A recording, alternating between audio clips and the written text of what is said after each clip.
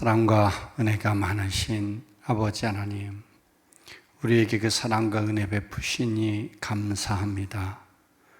우리도 하나님 닮은 자가 되어 우리의 삶의 자리에 그리스도의 향기를 남기고 그리스도의 편지되는 삶 살아갈 수 있도록 도와주옵소서. 예수님 이름으로 기도하였습니다. 아멘. 이 아침 우리에게 주시는 말씀 누가복음 5장 36절에서 39절의 말씀 함께 보겠습니다. 누가복음 36절에서 39절의 말씀입니다. 또 비유하여 이르시되 새 옷에서 한 조각을 찢어 낡은 옷에 붙이는 자가 없나니 만일 그렇게 하면 새 옷을 찢을 뿐이요 또 새 옷에서 찢은 조각이 낡은 것에 어울리지 아니하리라. 새 포도주를 낡은 가죽 부대에 넣는 자가 없나니 만일 그렇게 하면 새 포도주가 부대를 터뜨려 포도주가 쏟아지고 부대도 못 쓰게 되리라. 새 포도주는 새 부대에 넣어야 할 것이니라. 묵은 포도주를 마시고 새 것을 원하는 자가 없나니 이는 묵은 것이 좋다 함이니라.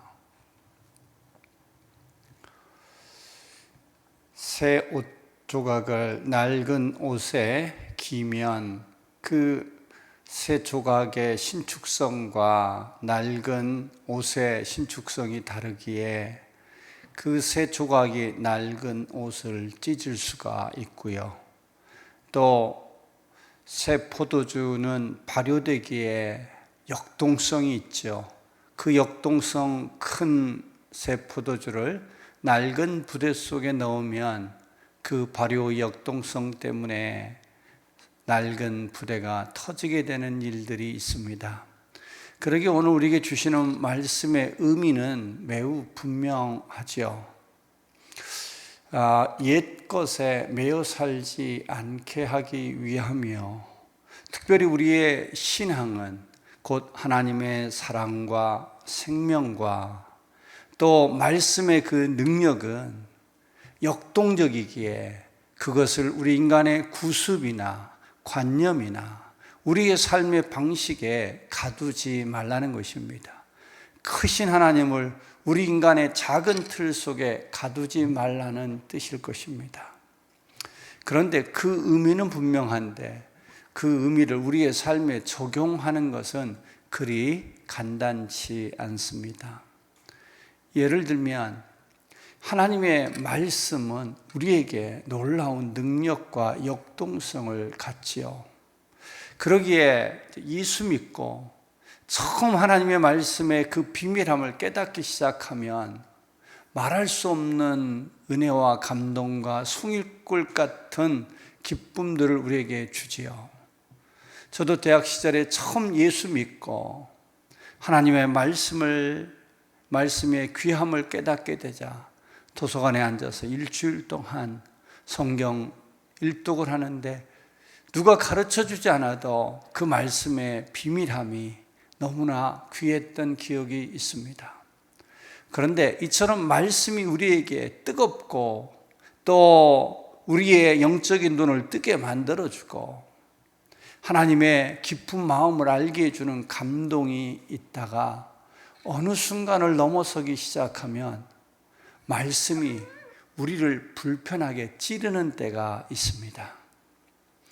하나님의 말씀이 우리의 심령 속에 들어와 자꾸 우리를 불편하게 하는 것입니다.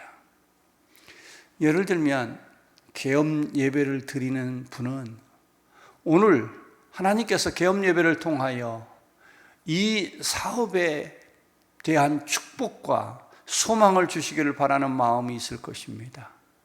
그런데 그 사람의 기대와 다르게 주시는 말씀이 회개의 말씀이라면 그 말씀을 즐겁게 받기란 쉽지 않습니다. 삶에 지치고 여러 고난 속에서 하나님의 위로가 필요하다 싶어 말씀을 폈는데 그 말씀이 오히려 나를 책망하는 말씀으로 다가오면 그 말씀 역시 받기가 쉽지 않습니다. 여러분, 그렇다면 하나님의 말씀이 잘못된 걸까요? 아니요. 하나님의 말씀은 우리에게 가장 합당한 진리요, 하나님 사랑으로 우리에게 주어진 것입니다.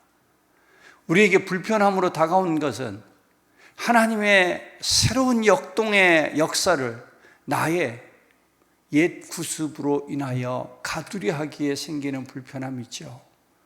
그러기에 하나님의 말씀이 우리를 찌를 때 우리는 말씀을 외면하거나 못 들은 척, 못 본 척 할 것이 아니라 철저히 그 말씀으로 우리의 심령을 새롭게 만드는 일에 힘써 가십시다. 그러면 곧 우리의 심령이 하나님의 그 말씀을 담을 수 있도록 새로워질 때 하나님은 새 부대되는 우리의 심령에 차고 넘치는 하나님의 은혜와 축복들을 담아내 주실 것입니다. 이처럼 말씀이 우리를 불편하게 하는 것만 있지 않고요, 때로는 사람이 우리를 불편하게 할 때도 있습니다. 함께 늘 신앙생활 하던 우리 믿음의 지체가 오늘날 우리에게 불편함으로 다가올 수 있습니다. 나는 열심히 섬기고 봉사하는데 저분은, 저 성도는 맨날 이리 빼고 저리 빼고 편하게만 신앙생활하는 것 같아서 불편해질 수 있습니다. 나는 교회를 위해서 또 어려운 지체들을 위해서 그렇게 열심히 기도하는데 저분은 중직자가 돼가지고 전혀 기도하지 않는 것 같은 모습을 보면서 우리의 마음에 불편함이 생길 수 있습니다.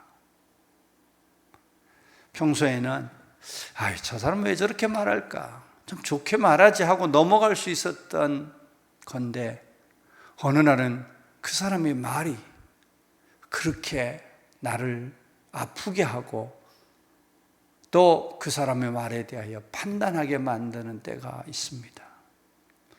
여러분, 똑같은 상황도요, 전혀 다르게 해석할 수 있죠. 아이고, 저분은 아무 봉사도 못하는데 나에게 이렇게 봉사할 수 있는 기회를 주시니 나는 하늘의 소망을 가지고 살아갈 수 있구나. 중직자라고 다 기도할 수 있는 영성이 있는 게 아닌데 하나님이 내게 은혜 주셔서 나에게 기도하라 하시니 할렐루야. 저 사람 그 말을 보면 그 사람의 온전함을 알 수 있다는데 왜 저렇게 하지? 하나님이 아파하시겠네. 하나님, 저 영혼에 뭔가 어려움이 있나 봅니다. 저 말을 보니 저 심령이 곤고한가 봅니다. 하나님, 긍휼을 베풀어 주세요라고 말할 수 있지 않을까요? 그런데 그 사람이 우리의 심령 속에 불편함으로 찌름으로 다가온다는 것은 동일하게 하나님이 우리에게 새 부대 되라는 뜻일 것입니다. 그러기에 말씀이 찌르든 고난과 핍박의 문제로 인하여서 내게 어려움이 찾아오든 아니면 사람으로 인하여서 내 심령이 부글부글하게 되든 핵심은 하나님이 나를 새 부대되게 하시겠다. 그리하여 하나님의 더욱더 차고 넘치는 것으로 부어주시려는 우리 하나님의 거룩한 뜻인 줄로 믿습니다.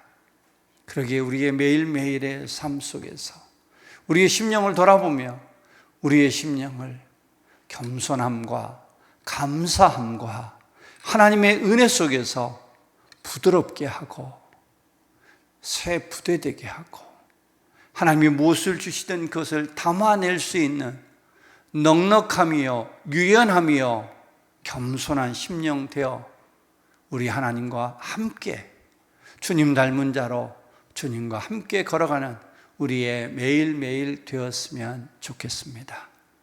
우리 주신 말씀 붙잡고 함께 기도하십시다. 여러분은 무엇이 여러분의 마음을 불평케 하시나요? 말씀인가요? 사람인가요? 아니면 여러분의 처해 있는 상황인가요? 우리는 그 문제와 그 사람과 그 말씀을 외면하는 모습으로 씨름하는 게 아니라 하나님, 내가 그것들을 담아낼 수 있는 새 부대가 되게 하여 주옵소서. 하나님의 그 말씀을 담아내고 그 말씀으로 새로워지며 저 영혼을 품을 수 있을 만큼 내 심령에 넉넉함이 더하여지는 그런 은혜 있게 하여 주옵소서. 그리하여 날마다 우리 주님께서 기대하고 소망하는 것들을 담아낼 수 있는 그런 새 부대, 새 심령 될 수 있도록 도와달라고 우리 가지고 나온 기도 제목과 더불어서 하나님 아버지 앞에 함께 간구하며 나가는 아침 되었으면 좋겠습니다. 좋으신 아버지 하나님, 우리도 그렇게 송이꿀처럼 달았던 말씀이 우리의 심령을 찌를 때가 있습니다. 나의 소중한 믿음의 지체라고 하나님, 나에게 이와 같은 소중한 동역자를 보내주셔서 너무너무 감사하다겠던 바로 그 영혼이 때로는 우리의 마음을 흔들고 우리의 심령을 찌르며 우리를 불평케 하는 때가 있습니다. 하나님, 그것이 고난이든 그것이 물질이든 말씀이든 사람이든 하나님, 우리의 삶을 흔드는 것이 있을 때 하나님, 우리 그것과 씨름하는 자가 아니라 내 심령을 새롭게 함을 위하여 씨름할 줄 아는 자 되게 하여 주시옵소서. 새 부대 되게 하시고 우리가 하나님 아버지 앞에서 그 유연한 심령, 넉넉한 심령, 그 모든 것을 담아냄으로 인하여서 우리의 심령이 새로워지고 넓혀짐으로 인하여 하나님의 소망함을 담을 수 있고 하나님의 축복을 담을 수 있고 하나님 나라의 영광을 담을 수 있는 우리 모든 성도들 되도록 주여 축복하여 주시옵소서.